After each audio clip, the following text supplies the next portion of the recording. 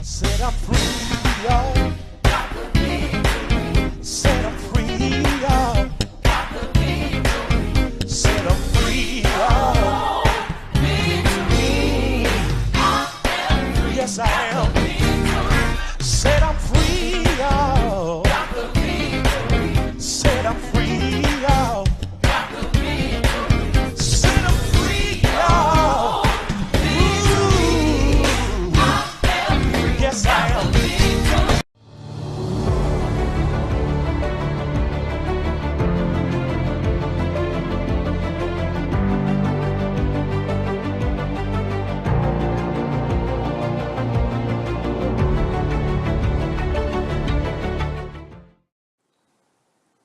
Well, good morning, good morning, good morning. Hey, this is the day the Lord has made, and we're here to rejoice and be glad in it. I'm so excited and so ecstatic that you've tuned in to the Hope TV to get another daily dose of hope. So excited to have you here with us here at the Hope TV, where our aim is to present entertaining faith. And so we count it a privilege and an honor and a blessing, really, that you take time out of your busy Fridays to share with us here today at Hope TV. We try to bring inspiration daily and entertaining faith. And so I appreciate you for being a part. It's exciting. It really is that we have a privilege just to exchange in a world that desperately needs hope, that desperately needs inspiration. I count it a joy, really, and an honor that you be tuned in today. And so thank you, everybody who's tuned in, everybody who's tuned in. Blessings to you, and I pray that you're well. Listen, we made it to the last Friday of January already. I mean, man, it seems that we just brought the new year in, and here we already made it to the last Friday. And that's exciting, and thankful to all of you who just been surviving and making it and getting through the difficult moments. And we're here, and right on the brink of another month, getting ready to enter into month number 2 of 2022, and certainly that's a privilege and a blessing. So I'm thankful to all of you who've been rolling and rocking with us here at Hope TV, and we're here for Morning Dew and Deeper Dive Tuesdays, Thursdays, and Friday. Of course, today's Deeper Dive, so we're going to close this Friday, the last Friday out, with a Deeper Dive, and I want you to drop me a line and let me know the city and the state and the country from whence you're viewing. We take your viewership very, very seriously here, so I want to hear from you. Drop me a line. Y'all go ahead and drop a line. Let me know the city. Let me know the state. Let me know the country. We thank you so very much. Blessings to you, Tina, from Fort Valley, Georgia. Appreciate your viewership and your consistent support. Drop us a line. Let us know the city and state and country. And while you're watching, go ahead and share this link with somebody. Let them know that Hope TV is on the airways, a deeper dive. We're going to go deep this morning, and I'm excited about it. And missed you on last Friday. I was traveling last Friday. I had to go to a conference in Phoenix, Arizona. Shout out to Dr. Terry Mackey and the great people of the Pilgrim Rest Church out in Phoenix, Arizona. I was part of their virtual conference last week, their hybrid Fresh Rain conference. And so couldn't do Deeper Dive last week live because I was on flight headed to Phoenix. And certainly I thank God for safe travels out to Phoenix, to and from. And so I prefer to do these. So sometimes, it happens, but I'm grateful that I'm back with you this week. And so blessings to everybody who's here.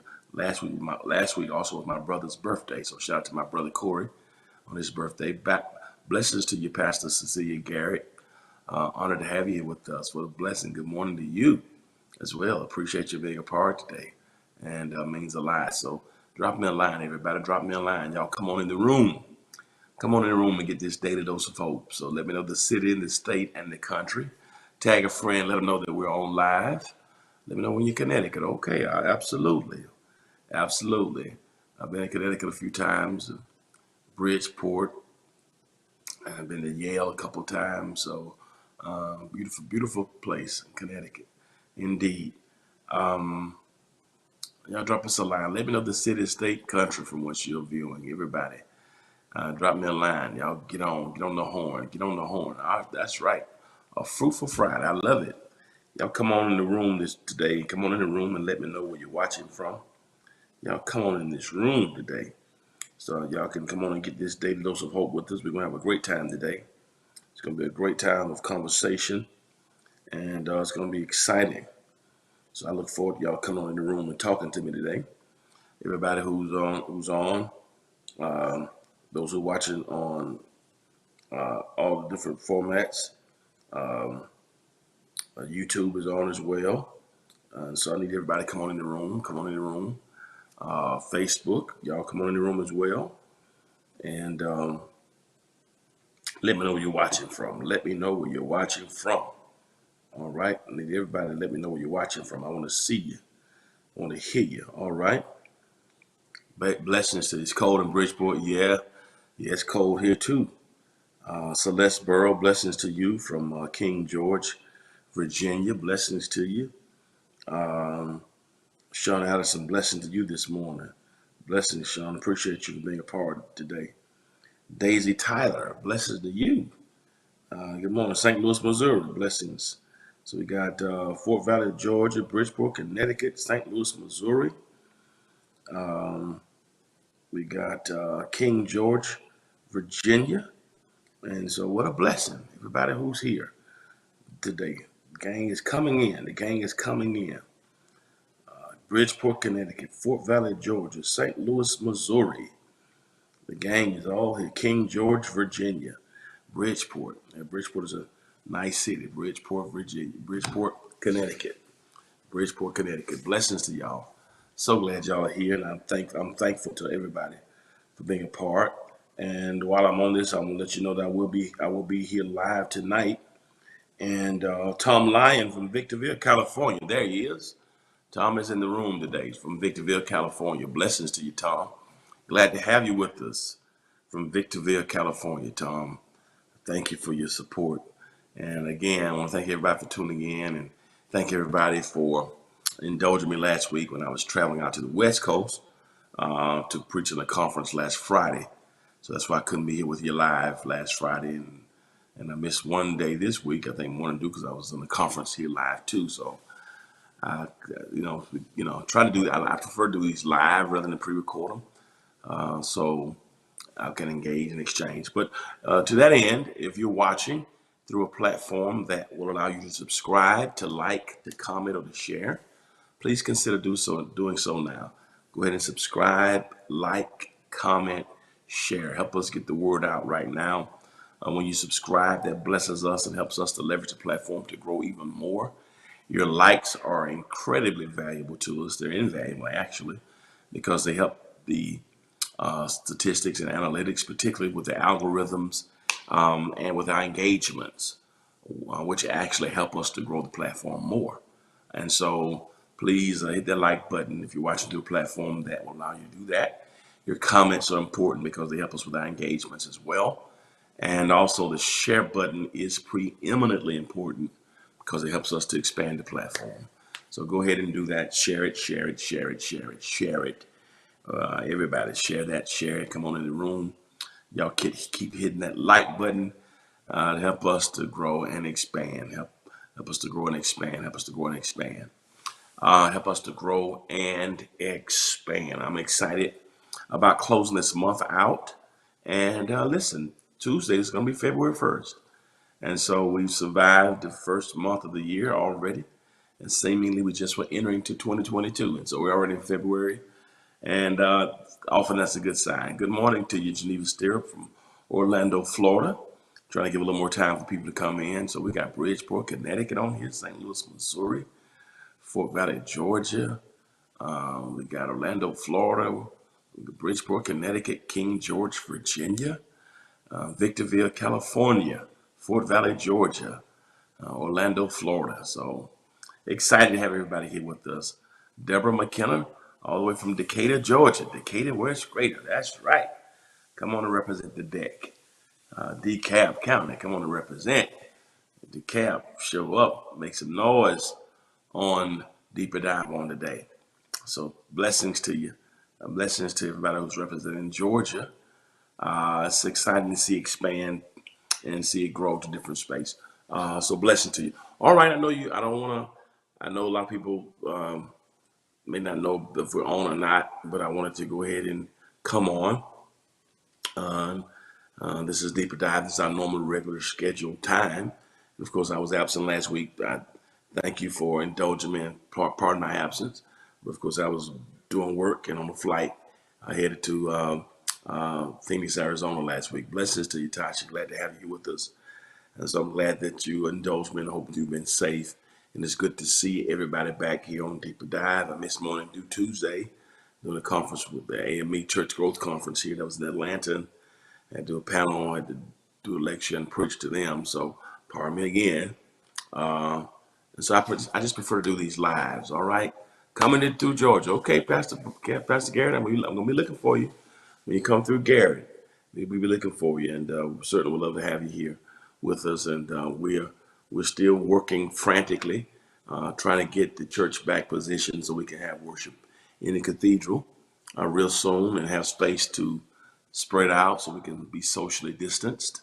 So we're still working on that, and hopefully, well, thank you, Adrian. I appreciate it. So we're working on it. Spent all day yesterday working through some technical things that have been problematic in the past. So trying to get it together, and we're almost there.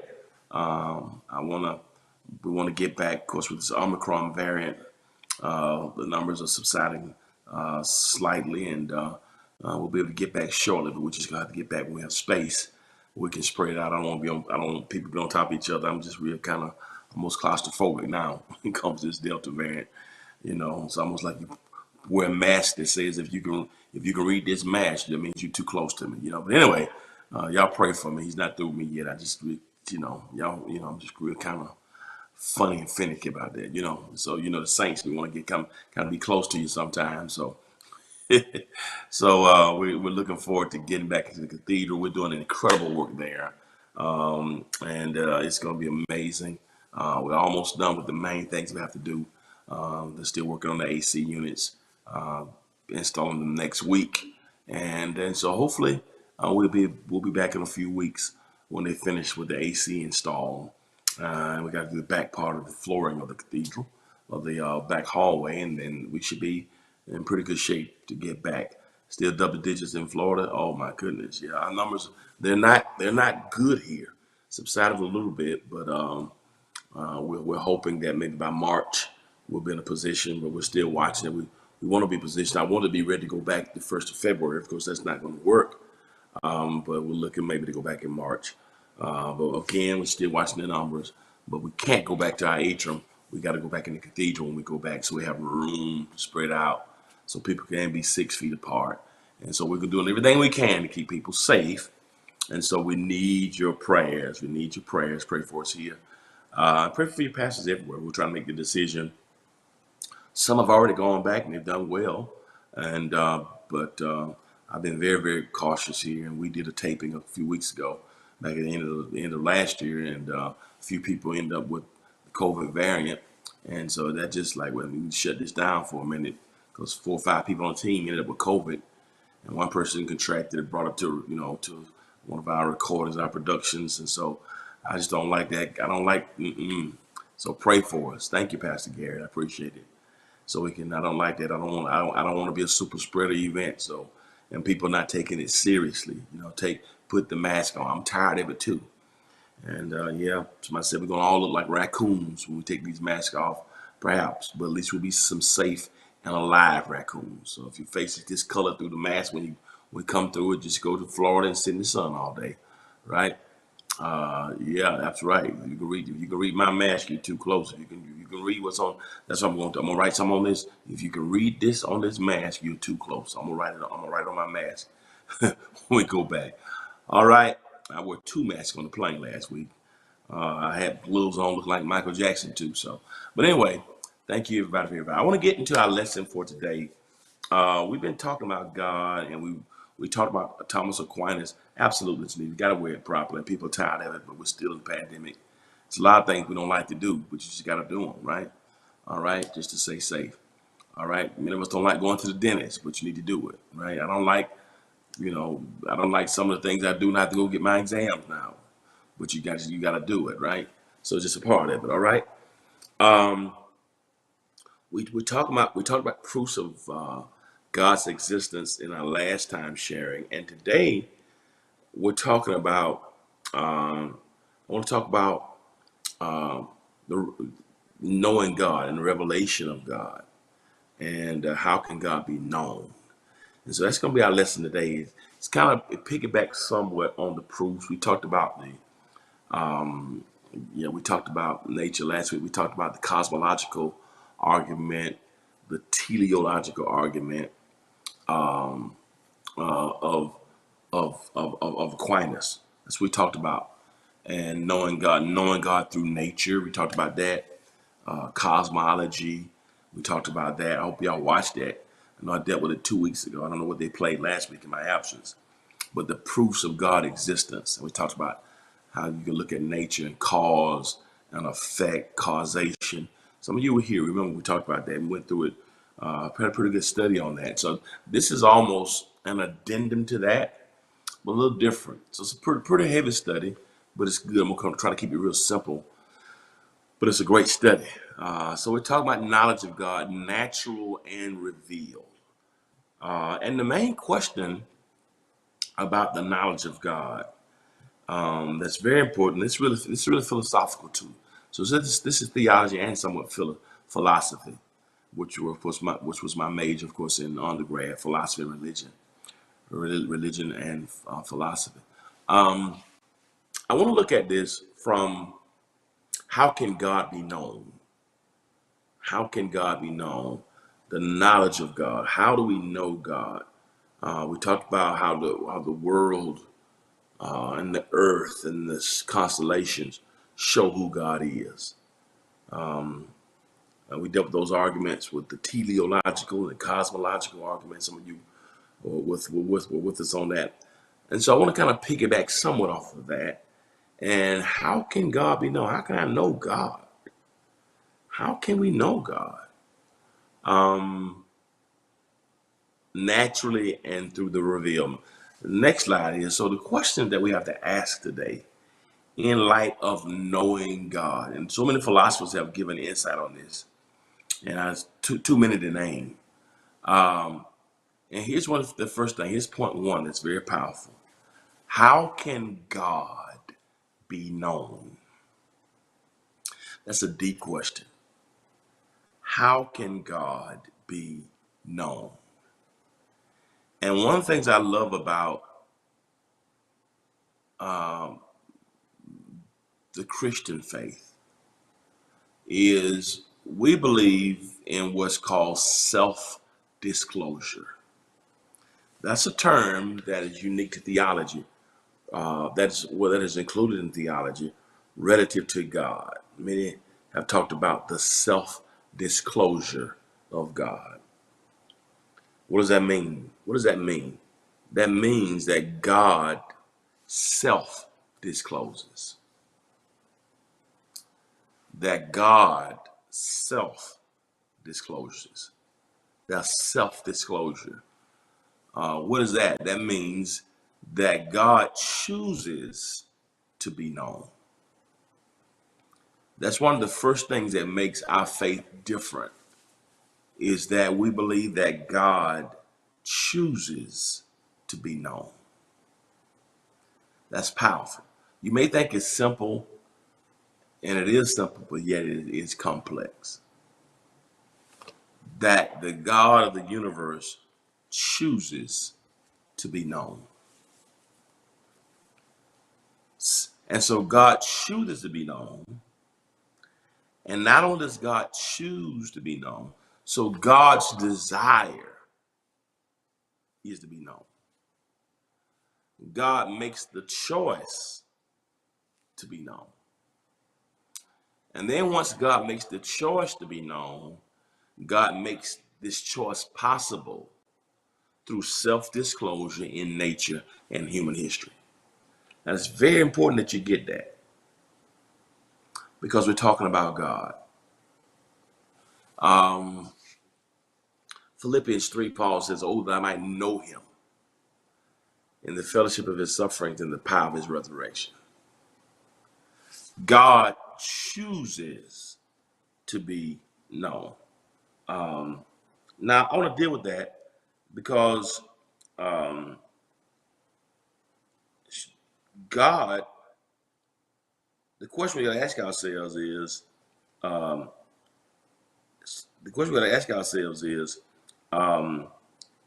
can God be known? Can we know God if God doesn't self-disclose? Pretty heavy. Can we know God if God doesn't make the choice to be known? Now, let me deal with that right quickly. If God doesn't make the choice to be known, you can't know him. If God does not self-disclose, there's no way we can discover God. We could not encounter God unless God made the choice to self-disclose. If God wanted to, it's almost hidden self-disclosure. It's almost I think Blank's Pascal called it the hiddenness of God. So there is a hiddenness of God, while simultaneously there is a self-disclosure. I probably should put that in your notes. So on that one aspect, we got the hiddenness of God. The hiddenness of God. When I was a boy, we used to play hide and seek. Sometimes we call it back home hide and go seek. Y'all remember that game? You with your friends, and somebody's got to put their hands on their eyes, and they count to 20 or count to 10. And when they put their hands on their eyes and count to 10, then when they finish the line, they'd say, well, when they finish counting, ready or not, here I come. And then what you were supposed to do if is you supposed to go and hide, right?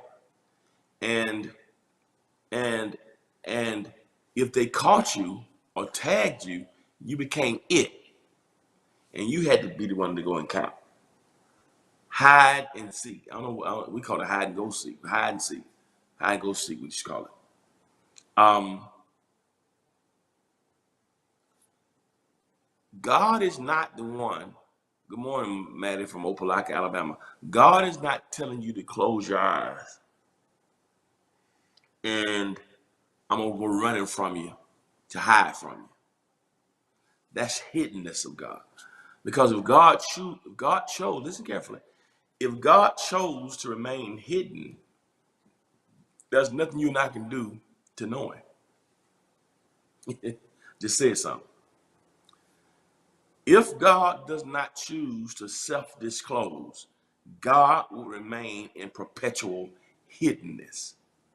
I don't care who you are, or what you think. Even though I think humanity was created with an inclining to worship God, if the God of the universe decided to stay hidden, remain hidden, there's nothing that you and I could do to know him. I think one of the blessings that we don't think about from a philosophical perspective is we don't think enough about the reality that God chose to self-disclose. That God chose to self-disclose. That God chose to be known. Woo! You ever thought about where we'd be if God didn't make himself known? His presence.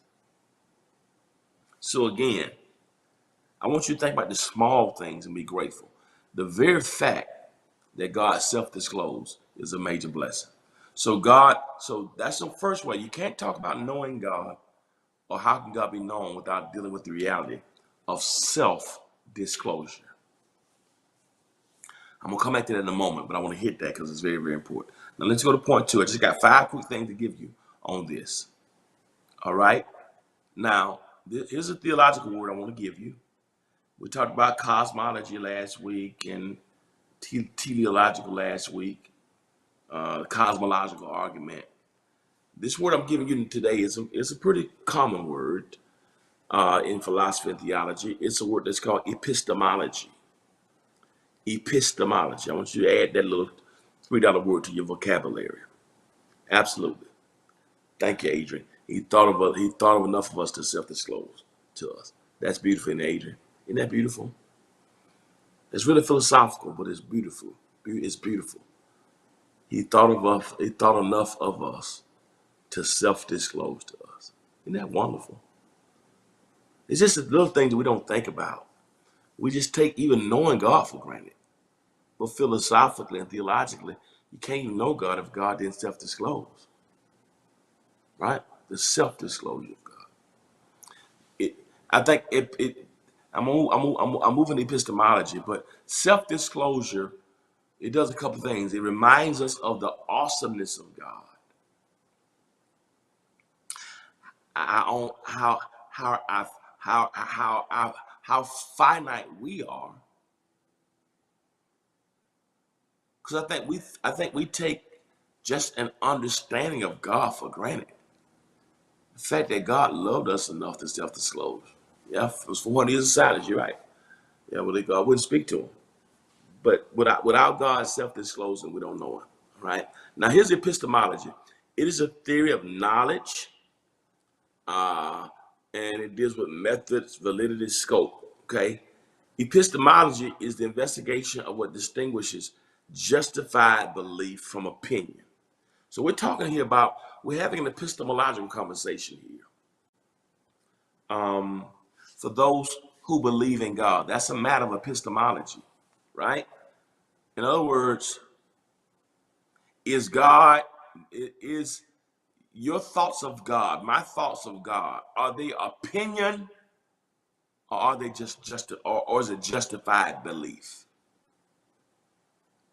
knowledge, the methods, validity, scope. Epistemology is the investigation of what distinguishes justified belief from opinion. Do you have opinions about God, or is your belief justified? Is that belief justified? Now, people can have opinions about your belief, but I got reasons. I got a justified belief. Okay, it may not be fact to you, but my justification for believing in God, I got justification for believing in God. If somebody asks you, why do you believe in God? The question I would ask you, would you give them opinion, or would you give them a justified belief? How do you justify your belief in God? That's a deep question. If somebody says, do you believe in God? Well, I got an opinion about God. No. How do you justify, say, I know God, God knows me. How do you justify that belief? I'm not saying you have to justify it to others, but I think to yourself, to ourselves, we need to know, why do I believe in, what is my belief in God? Upon what justification do I base my belief in God? Is it because of church? Is it because this is how I was brought up? I think a lot of people who say they have belief in God is really opinions.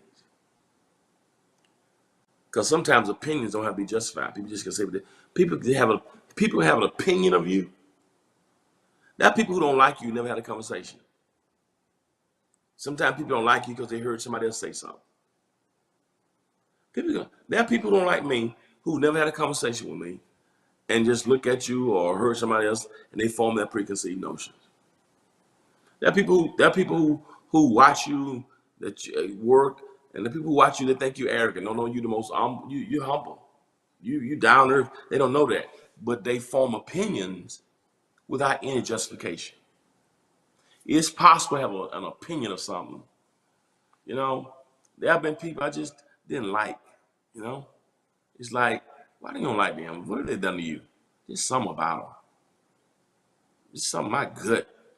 Well, I think that's not necessarily. I mean, it's one thing to have discernment about somebody, and that makes sense. But discernment should probably make you avoid somebody. But just, I don't like them. Something about them is funny, right? That makes sense because that sometimes that's the Holy Spirit. But in other cases, people just don't like you for no reason. No, they can't tell you why. Nothing you done to them. Nothing about you. Just don't like you. That's the opinion. But when you have some beliefs about people that are justified, that's a different level. And as it relates to God, there's a difference between opinions about God and justified belief in God. And so epistemology is the theory that helps us to study the methods, the validity, the scope, and it helps us to decide the difference between justified belief and opinion. So my question to us, to all of us today, from an epistemological perspective, is this: do you have more opinions about God? Are you connected with God because of opinion? Or are you connected with God because you have some justified belief? I think that's the conversation that we need to have, that everybody needs to have, that your beliefs in God, you ought to be able to justify for yourself. This is why I believe in God. I believe in God because of this. I believe in God because of that. You ought to have something that you can discuss. We ought to have that says, this is why I believe in God. So I'm not talking about my opinions. I'm not giving you an opinion. Belief in God should be based upon, praise God, Geneva, praise God. Belief in God should be based upon opinion. Belief in you and I belief in God should be based on some justified belief. You have opinions about God or justified belief in God. And that conversation is called epistemology. That's the noun, epistemology. The verb is epistemological, right? So this is an epistemological conversation. And that's philosophy too. So it's knowledge. So it's epistemology. All right. What is opinion? What is justified belief? I want you to think about that. Am I connected to God that good? Because I got opinions. So will I live my whole life praying to God based because of opinion? Because here's the thing. I think a lot of us have fallen in love with the idea of God. We believe in the idea of God, but not the reality of God. I talked about that a couple weeks ago. Um, the the opinion of God, the opinion of God is interesting. Justified belief in God is where you get impact. Opinion of God will make you talk about it. Justified belief in God will make you trust Him.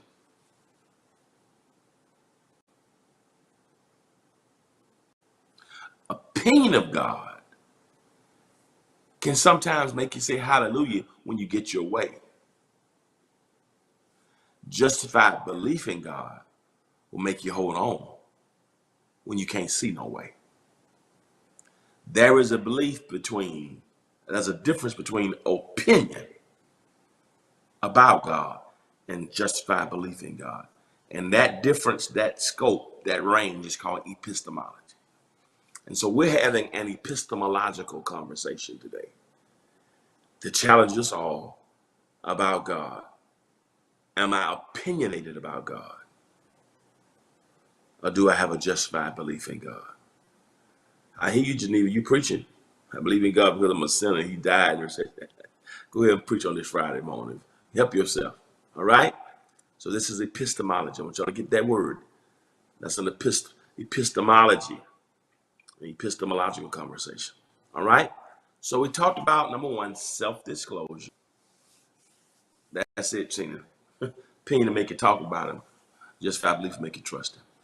So self-disclosure is the reality that the only way we can know God if God self-discloses. And God did that through nature and human history. So if God doesn't self-disclose, I'm coming back to that in a moment. Two, epistemology is the second word I want you to get. How can God be known? Epistemology. And how do we determine the difference between opinion and justified belief? Adrian, that's it. There's a difference between knowing through intimate personal relationship experience. Y'all on it this morning. Number three. I'm almost done. Number three. I'm gonna let y'all go. Now, this is a little deep. So God self-discloses, which means we can only know God. Bless you, Pastor Garrett. We can only know of God through what's called revelation. Revelation. When God self-discloses, that's called revelation. Revelation. Revelation. Every time God self-discloses, that's revelation. When God self-discloses himself, that's revelation. So we can know God through revelation. That's when God reveals God's self. God will reveal God's self through revelation in reliable and specific ways. Revelation. God will reveal himself.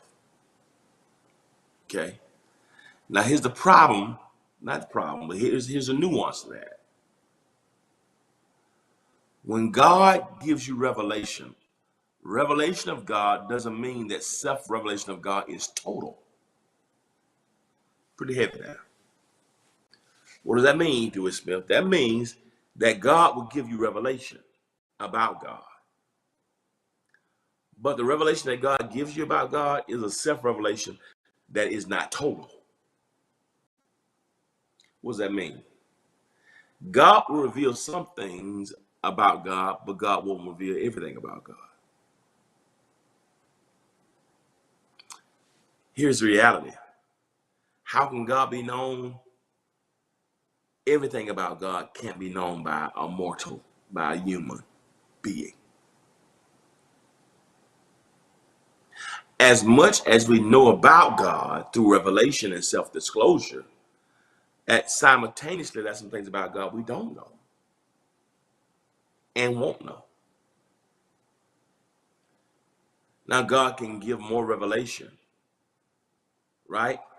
Self-disclosure is revelation. Whenever God self-discloses, that's revelation.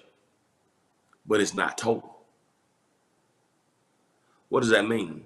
That means that we will never know all there is to know about God because God doesn't self-disclose everything. Y'all with me? So everything about God is not disclosed. Now, and so I think that's a great point because what that does is it keeps us in a position of humility. Because nobody knows everything there is to know about God. All right?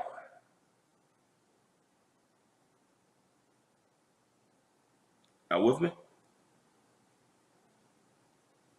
Y'all with me? So everything about God, we won't know. Okay? God will reveal some things, but God won't reveal everything. All right? I'm going somewhere with this, okay? Y'all with me? God reveals some things of himself and conceal. You got it. You got it, Tina. So self-disclosure, so revelation does not mean self-revelation is total. So don't you ever think that you and I know everything there is to know. Because we don't. Let me go number 4 right quick. Put it all together and let y'all go. Hope y'all walking with me? We're talking about knowing God. Because this keeps you humble. This keeps you humble. When you realize, wait a minute, yeah, I'm learning, but that's self-disclosure. But self-disclosure is not total disclosure. I like this. This is a good point. I like to highlight. The revelation of God does not abolish the mystery of God. There's a phrase in Latin called the mysterium tremendum. The mystery of God. What does that mean? The mystery of God.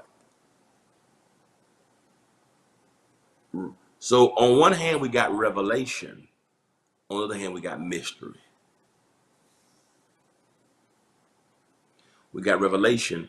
We got mystery. We got revealed. We got concealed. In 1 Corinthians 13, I should have put this on your notes. Paul says something like this. We see through a glass darkly. We see through a glass darkly. What does that mean? Paul is saying some things that we can't see. Now, this is the apostle who went to the third heaven and saw stuff was not lawful for him to utter. But he said, behold, we see through a glass darkly. He said we know in part and we prophesy in part. Here's a man who speaks in tongues, who prophesies. He says, but my knowledge is in part. We know in part and we also prophesy in part. So all the stuff that has been revealed to us is still in part. So nobody has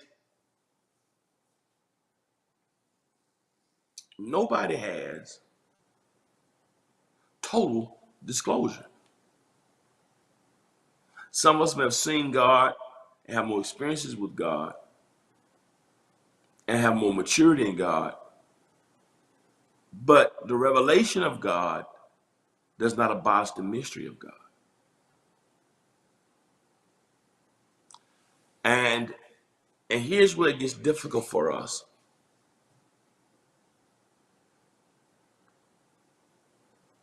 We can shout when there's revelation.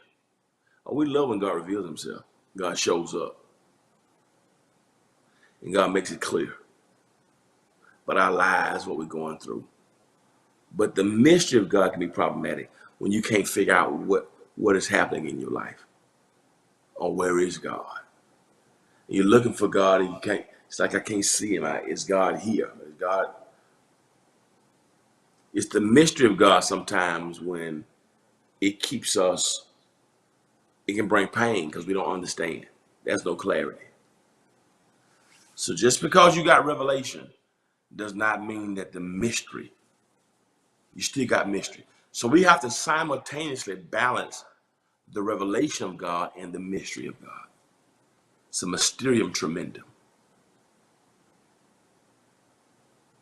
That both time that the same God who self-discloses is also the same God who, I want to call that part Blaise Pascal called it the hiddenness of God. So we have to balance the self-disclosure and hiddenness. Here's what one writer called it, his ways. This is just another way of putting it to you. His ways are not our ways. His thoughts are not our thoughts. That's talking about the hiddenness. Pentateuch says there are some secret things that belong only to God. That's dealing with the mystery, the revelation. I mean, the mystery, the hiddenness of God. Here's another one. 1,000 years in our sight are but as a day in God's sight. That verse is both revelation and mystery at the same time.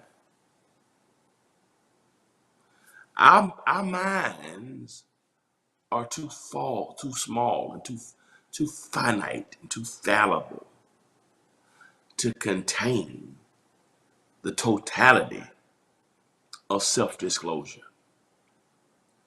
If God wanted to self-disclose everything to us, he couldn't, because we couldn't handle it.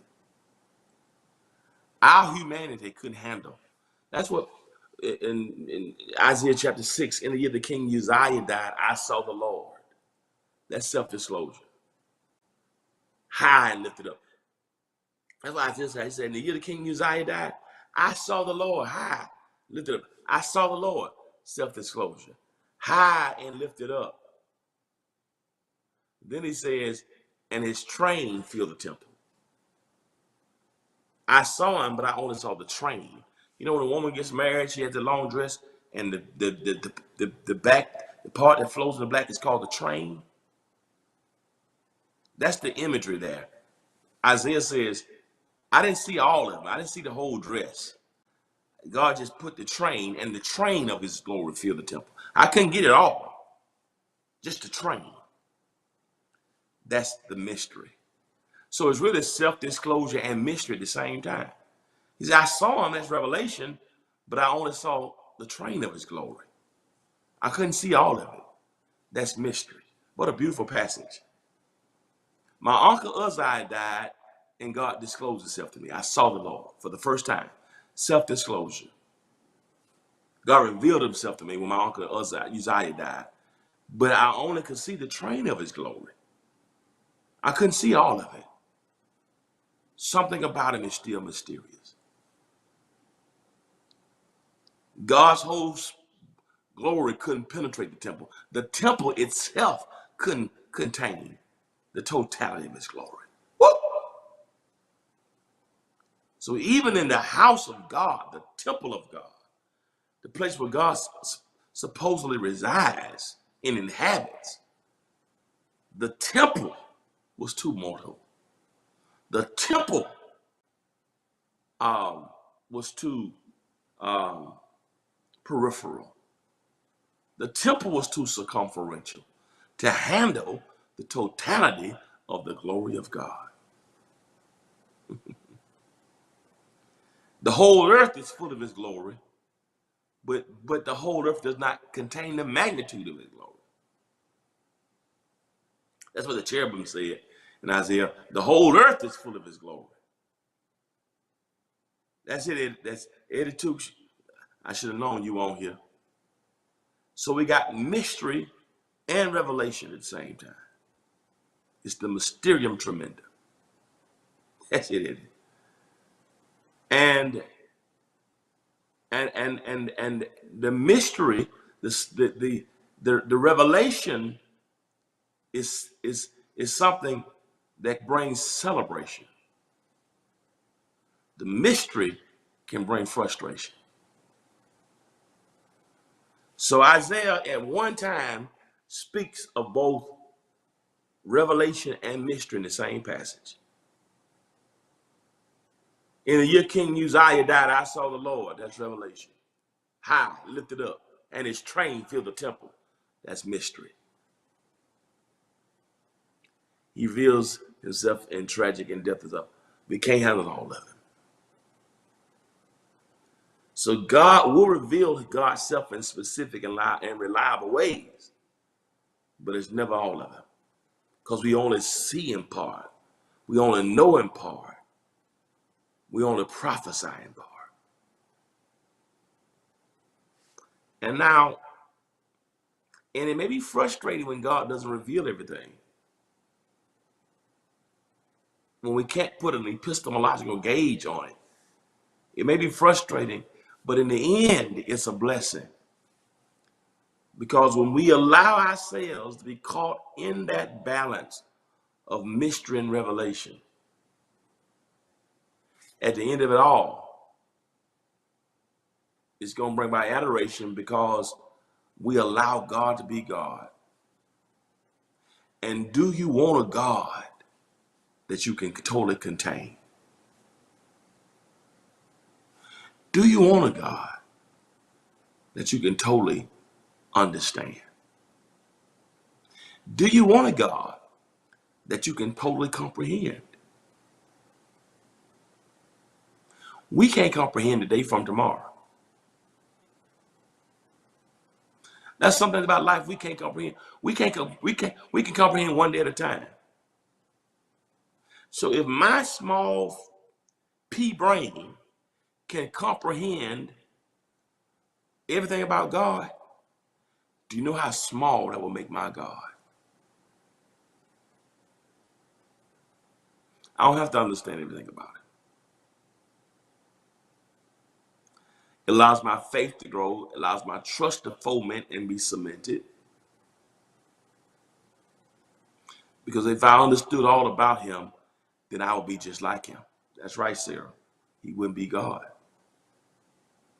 So as frustrating as the mystery is, the moments when God does not self-disclose.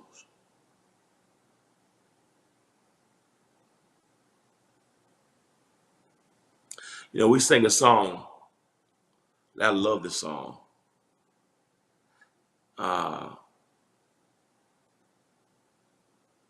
We'll understand it better by and by.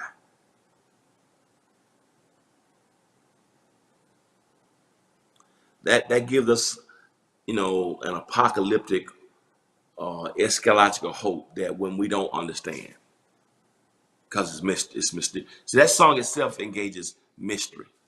Father alone will know all about it. Father alone will understand why. Cheer up, my brother. Live in the sunshine. We'll understand it by and by. That's the mystery. Even the mystery that's in the Psalms. The mystery that's there. You got it, Tom. The mystery that's there causes the faith. And even in the mystery, we can find solace in some things about God. But here's what I like about that. You know, the question I ask ourselves often is, when we get to glory, will we want to understand it? You know, by and by, when the morning comes, all the saints of God together will tell the story of how we'll understand it better by and by. Will we understand everything we face? I'm not sure when we get there we'll be concerned about understanding back over here. Maybe when we get there we'll understand why we persevered. But what I do love is the songs don't say him better. We'll understand him. We'll understand. I don't think we'll ever understand him in totality. Him meaning God. Can we understand it? Perhaps. Perhaps. But him, that's mystery. So you got what's called revelation and what Blanche Pascal called the hiddenness of God. It's revelation, it's the mysterium tremendum, it's both. We serve a God of both revelation and mystery. And sometimes we don't know which side of the track, God, because the only time we get revelation was when God decides to self-disclose. That means you can be in a relationship or working with somebody and you think it's good, and sometimes revelation is painful. So God will self-disclose, let you know this person ain't no good. And even the severing of that relationship was self-disclosure. It was God revealing himself. God will reveal himself. God will give you revelation about people, about issues. So God showing you a person, who that person is, was really self-disclosure of God. It was revelation. Revelation is not just God popping out the sky and you getting goosebumps. Revelation is God giving you discernment about something. That's revelation. Often God shows you himself by showing you somebody else. If God shows you somebody else for who they are that you didn't know, because here's reality. Let me be honest with you. Let me just be honest with you to make this clear. Human beings are both revelation and mystery.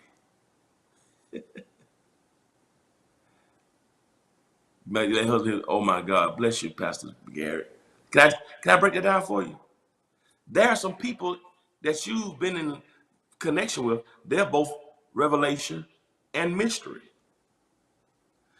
Human beings got a way of showing you what they want you to know. Some of you have dated or fallen in love with people or been married to people in the past that you didn't know who they really were. That's all what you think about this. Sometimes people can show you a pretense version of who they are.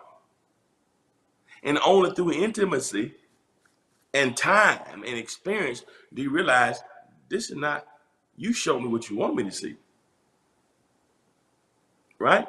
So even people can be hidden and not show you who they are. They show you the best version of themselves, but not who they authentically are. Think about it. How many folks you thought loved you and had your back only to discover they was betraying you and lying? Why? Because that person was both revelation and mystery. They were both self-disclosure and hiddenness. Folk can hide from you. Folk can lie to you. And when they do that, they do it for sometimes a not so good purpose. So even people are mysterious and have a hiddenness and won't show you all who they are until you get in business or get too deep. So think about that. So if a person can hide themselves from you, then what you think about God? So God is both revelation and mystery at the same time. If you can't figure people out all the time, what makes you think? I'm saying this to us so we'll be less frustrated with God. Because many of us get frustrated when it comes to the mystery. But it's in that mystery that your faith develops. And it's wonderful, as painful as things can be. There have been times I want to go, why? Where are you? I don't see what you're doing in this. But only until I got on the back end that I realized that God is God. And I'm glad God didn't self-disclose. Because I wouldn't have understood it. Because if God did self-disclose everything, it doesn't mean I will understand it. It's for grace to trust you more. So I dealt with self-disclosure, dealt with epistemology, um, um, number 3, you got it. God chose me. Epistemology. Number 3 was, I'm almost finished. Go next slide, please. Revelation of God doesn't mean revelation does not mean that the self-disclosure of God is total.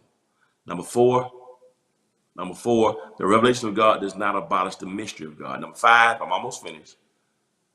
There's always more of God that we can come to know. All right? So revelation, self-disclosure can be ongoing.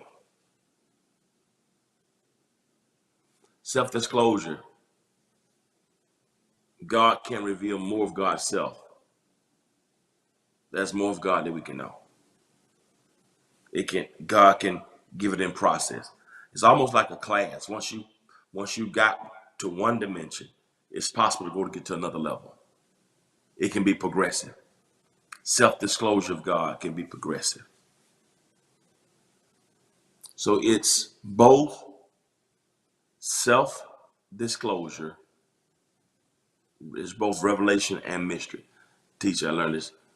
Yeah, always more God we can know. Now, that's another scripture that I love, that speaks of both self-disclosure, of both revelation and mystery. I just sent this to my producer a minute ago while we've been on here, just because I didn't put it. Look at this verse here. I like this verse here. This is Exodus 33. Thank you, producer. You rolling with me. This is Moses talking to God, okay? This is Exodus 33:18. This is my last point. I'm letting y'all go. And Moses said, I beseech thee. Here's Moses talking to God. Show me thy glory. Moses is asking for revelation. Moses is asking for self-disclosure. Show me your glory. Now, I've been walking with you. Show me your glory. You've been talking with the bush. Show me your glory. He said, and I will make all my goodness. Here's what God said. All right. He said, and I will make all my goodness pass before you. This is God. God says, okay, I'm gonna let my goodness pass before you. Self-disclosure, revelation. Right? He said, when you do that, I'm gonna make all your goodness pass before me. This is Moses talking. I'll proclaim the name of the Lord before thee. I'll be gracious to whom I'll be gracious, and will show mercy on whom I will show mercy. Right? And here's what God said. The Lord said to he's God speaking. God speaking now. God says, Moses, thou canst not see my face. Moses, I can't show you my face. For there shall no man see me and live. Mystery. Moses wants self-disclosure. Moses wants revelation. God says, look, bro, Moses, if I show you this mystery, I'm going to have to kill you. You can't see, and this is really it's really an anthropomorphism. God is saying, you can't see me at my core, my face. God don't have a face in the Old Testament. But what he's saying to Moses is, you can't see me up close. You can't see me, you can't see the totality of my image. Because nobody can see that. He said, nobody can see me and live. Moses said, you don't know what you're asking for. Because if I disclose this mystery to you, I got to kill you. Because I'm holy. You can't handle it. If I showed you this mystery, your head will explode. Because we're on two different frequencies. Your mind can't handle why folks lie on you. You still trying to figure out how certain people got elected to be president. You don't know why you fell in love with that girl. You don't know why you gave that guy your phone number. You look at yourself and you still wonder why you did certain things yourself. You still look at yourself like, why did I do that?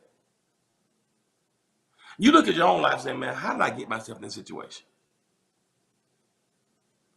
So Moses, how you think you're going to see my face and understand it, and you can't even understand your own self? How you going to figure me out? And that's some things about yourself are still mysterious. You don't know why you act certain ways. You're trying to figure me out, and you can't even figure your own self out. So I tell you what, you can't see me. So I tell you what I will do though, Moses. The Lord said, behold, there is a place by me. And thou shalt, what I want you to do, go over there, Moses, and stand up on that rock. And when you stand on that rock, Moses, I'm going to have some self-disclosure, some revelation. It shall come to pass, I'm going to self-disclose. I'm going to let my glory pass you by. I'll put you in the cliff of a rock. And I'm going to cover you with my hand while I pass by. So I'm going to go up in that mountain, go up in that rock. I'm going to put my hand over your face and let self-disclosure come by. I'm going to give revelation. But it's going to be revelation and mystery. While I'm passing by, that's my revelation. My hand's going to be over your eyes. That's mystery. It's revelation and mystery at the same time, which is who I am. You want to see me? That's who I am. I'm both revelation and mystery. So I'm going to pass by in totality, in revelation and mystery. I'm coming by. You'll hear me. Cover your face. You can't see me. That's mystery. And I'll cover you with my hand while I pass by. And then I'm going to take my hand away. And thou shalt see my back parts. I'll show you the train like I did Isaiah. That's revelation. But my face shall not be seen. That's mystery. So Moses, I'm going to come by you. But I'm going to cover your face. That's mystery. When my glories pass you by, I'll move my hand. You can see my hinder parts, my back part. I'll let you see the back, the train, like I did Isaiah. The train of my glory fill the temple. But you can't see me in totality. I'll show you enough. And what I show you will be enough that you can depend on. Woo! I'll give you enough that'll help you stay in there and finish strong. I'll give you enough of me. I'll show you enough to convince you. And I give you enough so you can hold on. I thank God that God has given you enough. He's given you enough experiences so you can trust him. He's given you enough time with him so you can hang on. He's revealed himself in moments when you were low and he brought you out and provided. He didn't show you everything, but he gave you enough. And the enoughness of God is all you need. Not the totality of revelation, but his enoughness. God is a God of both self-disclosure and hiddenness, of revelation and mystery.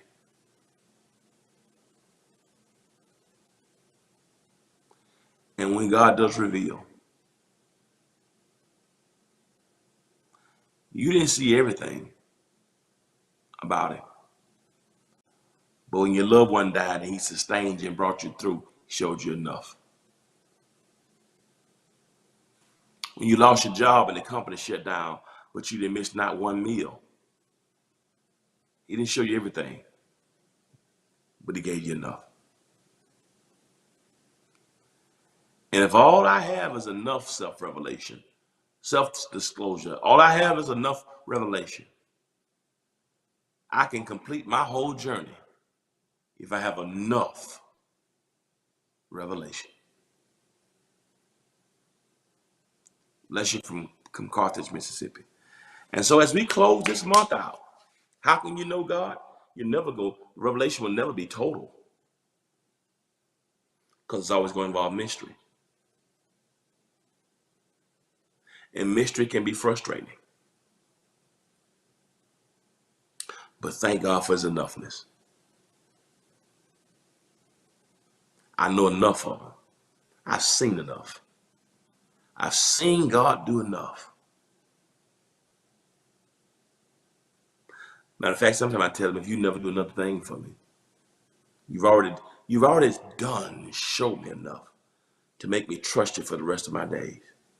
As much as I want to know more and grow more and see more, if you never show me one more iota of who you are, I've seen enough to know you're reliable. I've seen enough to know I can trust you. I've seen enough to know that you'll take care of me. And I want you to know today, don't let the moments of mystery, when you can't see God or can't feel God or don't understand God, don't let the mysterium tremendum, don't let when you're on the balances of an epistemological moment, don't allow the mystery and the pain of a moment to make you forget the moments that God has self-disclosed. And the innumerable times that God has given you revelation about him, about people, about yourself. So God is both revelation and mystery, self-disclosure, and Blanche Pascal, hiddenness of God. So as we navigate self-disclosure of God and hiddenness of God, somewhere in the middle, you can find peace. I know enough. So old folks said, you can't make me doubt it. I know too much about it. The old folks never said, you can't make me doubt him because I know everything about him. I know too much about him. I got too much revelation to allow the mysteries to make me turn my back on him. You can't make me doubt him. I know too much about him. That's epistemological there. That is the reality. There are mysteries. But the self-revelation and the self-disclosure and the revelation has given me enough that I can handle whatever's mysterious. Asking for revelation. Moses did. That's it. Know too much about it. He may not show me everything. He won't show me everything, and I'm glad he won't. Because he have to kill me if he does. Because nobody's seen his face and lives, he said. I'm going to show you enough to trust me. I'm going to show you enough to know I got you. I've already looked at your future. So you follow me. Just trust me. Stop trying to see the whole picture because you can't. Stop trying to figure everybody out because you can't. You can't figure your own self out. Lord, I can't tell you the time I looked at myself and said, why did I do that? Why did I do that? How did I get myself in this situation? Right now, I'm looking at myself and I look back over my life and I'm still trying to figure out now, what was I thinking? What is wrong with me? How in the world did I not see it? So you think you're going to know all there is to know about God? Some of us still trying to figure stuff out 20 years later, how you got yourself in that situation. You ain't figured out in 2 decades. You and I can't figure ourselves out. What makes you think you're not going to figure God out?